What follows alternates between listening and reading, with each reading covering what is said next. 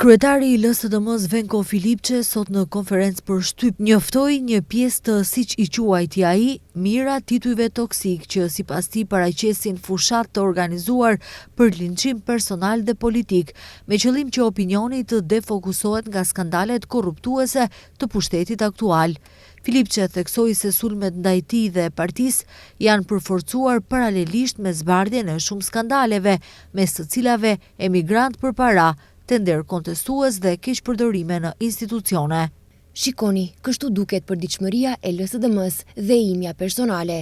Kështu zgjohemi, kështu flejmë, kështu funksionojmë. Me këtë luftojmë çdo ditë të pavërteta, gënjeshtra, ofendime, ngacmime, linçime.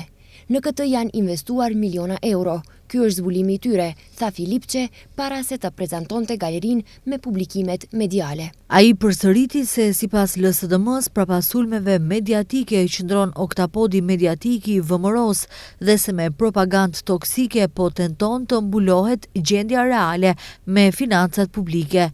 Si posaçërisht problematike, i ceku reagimet apo siç theksoi, mungesën e reagimeve nga shoqatat e gazetarëve, përfshirë edhe ofendimet drejtuar atij nga ana e gazetarëve dhe mediumeve.